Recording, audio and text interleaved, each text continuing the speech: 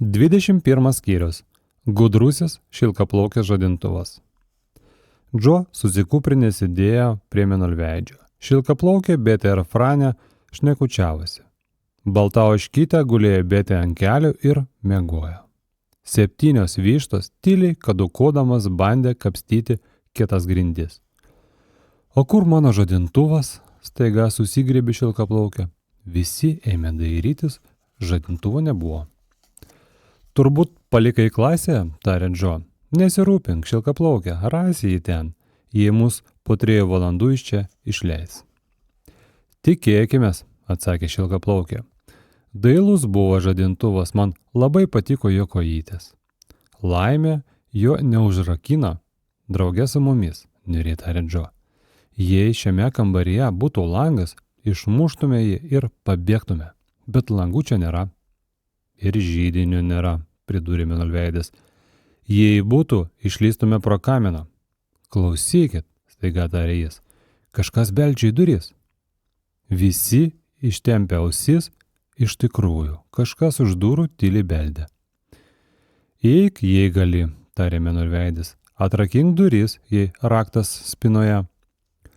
Bet spinoje rakto nebuvo. Ponia Smarkolė jį pasiėmė. Galite neabijoti. Kas čia? Paklausė šilkaplaukė. Tik tak, atsakė švelnusis balselis. Mano žadintuvas, džiugiai sušuko šilkaplaukė. Jis mus rado. Oho, paraudo iš džiaugsmo mėnulveidis. Liepk savo žadintuvai, kur nors gauti raktą ir mus išleisti, šilkaplaukė. Tuščias darbas, atsakė šilkaplaukė. Aš pastebėjau, kad ponia Smarkolė visus raktus prisirišusi prie jos mens. Žadintuvas jokių būdų nenudžiaus rakto. Liūdnai tarė mėnulveidis ir susimastė. Tik tak, vėl sutiksėjo žadintuvas už durų ir pasibeldė. Klausyk, žadintuvė, netiksėk ir nesibelsk, sušuko Džo. Mes užrakinti ir negalim ištrūkti.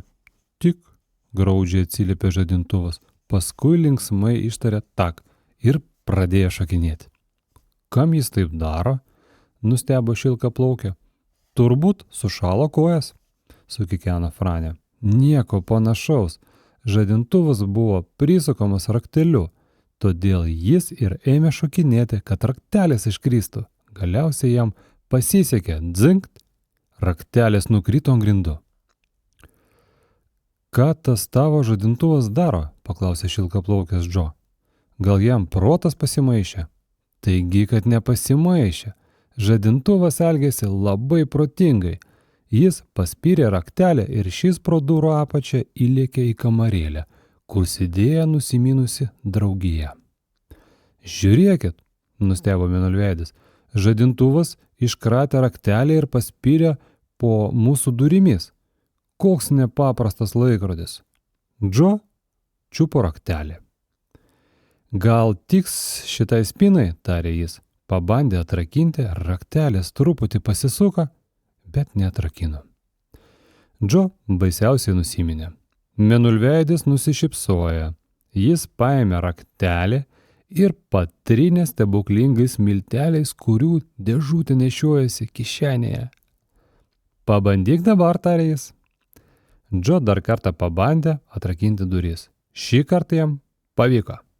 Visi tyliai spruko iš kamarėlis. Džo neužmiršo paimti žadintuvo raktelę. Šilkaplaukė apkabino žadintuvą ir šis iš džiaugsmo garsiai sutiksėjo. Ša, subarė šilkaplaukė, netriukšmauk. Dabar reikia ieškoti lėktuvo, tarė Džo. Turim išsmukti į sodą, ten jį greit surasim. Jie pirštų galais tipeno ilgų kalidoriumi ir tada pamatė artinantis ponia Smarkolę. Slėpkitės už užuolaidų, sušnibždėjo Džo. Visi šmurkštelėjo už užuolaidų, tačiau ponia Smarkolė kažką išgirdo. Ji jau buvo besiartinanti prie užuolaidos, bet tuo momentu iš jų iššoko šilkaplaukės žadintuvas. Suriko poniai Smarkolė į ausį tik tak ir numinė koją. Ponia Smarkolė piktai šūktelėjo ir spyrė žadintuvui. bet nepataikė. Laikrodis nukurė koridoriumi, o jinai jį nusivijo. Šaunuolė žadintuvas, džiugavo šilkaplaukė, laiku pasirodė ir sutiksėjo. Ji būtų mus sučiupusi. Greičiau, tarė Mėnulveidis, iškišęs galvą pro užuolaidas. Bėgam į sodą, kol senė nesipainioja po kojų. Visi greitai perlėkė ilgą kambarį ir sustojo prie durų į sodą. Džo jau buvo jas beatidaręs, bet vėl uždarė ir visus įstumė atgal. Ateina ponia Smarkolė, sukuždėjo jis. Lyskit už baldų. Visi žaibiškai užlindo už sofų ir krėslų. Ir į vidų įžengė ponia Smarkolė niurnėdama. Verks tas žadintuvas, kai aš jį pagausiu. Ta akimirką atšlepsėjo savo plokščiamis pėdomis žadintuvas ir įžuliai sutiksėjo prieš pat ponę Smarkolę. Ši pasikaišė ilgus sijonus ir nusivijo jį ilgojų kambarių ir koridoriumi.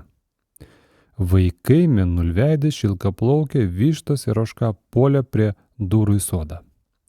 Greičiau ieškokit lėktuvo, suriko Džo. Draugija nubėgo taku, dairydamas į blizgančio lėktuvo. Štai jis, sušuko Mėnulveidis ir parodė į lėktuvą stovintį lygioje pievoje. Visi nukūrė prie jo ir sulipo vidun. Nenoriu palikti žadintuvą, ėmė virkšlenti Šilkaplaukė. Jis toks protingas, kažin, kur jis dabar. Štai ten, jį vejasi ponia Smarkolė, suriko Džo, ir jie pamatė žadintuvą išlendant už krūmą. Jis garsiai mušė valandas, paskui jį dūmė ponia Smarkolė, uždususi ir išraudusi kaip virtas vėžys. Žadintuvas vėl vikriai dingo už krūmą, o ponia Smarkolė užkliuvo už akmens ir pargriuvo. Žadintuvas kaip kulka atidūmė prie lėktuvą. Šilkaplaukė padėjo jam lipti, jis susmuko kampe ir mušė valandas 63 kartus, bet dabar niekas nebesipiktino. Žadintuvas buvo tikras didvyris. Per tą laiką ponia Smarkolė atsistojo ir atlėkė prie lėktuvo. Džo paspaudė svirtelę aukštyn, variklis ėmė gausti ir ūžti. Lėktuvas krūptelėjo, sutirtėjo, paskui švelniai pakilo į orą. O tūžtanti ponia Smarkolė liko pačioje. Atsakyk į klausimą, suriko Mėnulveidis, persilenkęs per lėktuvo šoną. Jei 5 žmonės, 7 vištos, balta ožka ir žadintuvas išskrido lėktuvu, kiek kartų ponia Smarkolė jos aprieks, kol jie nusileis? Visi sukikeno. Dabar atidžiau žiūrėk, kur leidėsi, tarė Betė. Mums jau laikas grįžti namo. Atrodo, žinau, kur mes dabar, tarė Mėnulveidis, kai jie skrido virš nepaprastos šalies, kur medžiai buvo geltoni, o žalia rausva. Jei skrisi tiesiai tol, kol pamatysi sidabrinį bokštą, paskui pasuksi į dešinę ir skrisi iki Žuvėdrų žemės, tada virš 3 lokių miško pasuksi į kairę, netrukus būsime namie. Aišku, atsakė Džo ir ėmė dairyti sidabrinio bokšto. O kai pamatė jį, aukštą ir švytinti, paspaudė svirtelę į dešinę. Ir skrido iki Žuvėdrų žemės. Jie atpažino nesunkiai, nes ore knibždėjo nuostabiai baltų kaip sniegas žuvėdrų. Lėktuvas sulėtino greitį, norėdamas prasibrauti pro pulkus paukščių. Džo pasuko į kairę ir netrukus jie atsidūrė virš 3 lokių miško ir pamatė rožėmis apaugusi trobelę, kuri gyvena auksakasė su lokiais. Dabar namai visai čia pat, tarė Džo. Dar kiek paskrydę, jie pasiekė užburtą mišką ir nusileido lauke netoli jo. Visi išlipo. Koks įdomus nuotykis, tarė Franė. Tikiuosi, ponios Smarkolės daugiau nebepamatysim. Gaudykit žadintuvą, sušuko Betė. Jis bando išlipti iš lėktuvo. Dar iškris?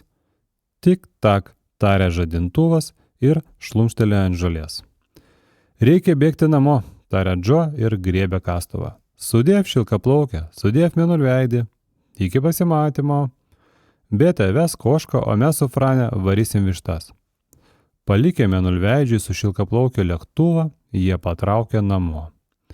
Mama baisiausiai nustebo pamačiusi žaliasparnės vištas, baltą kaip sniegas Ožką ir kastuvą.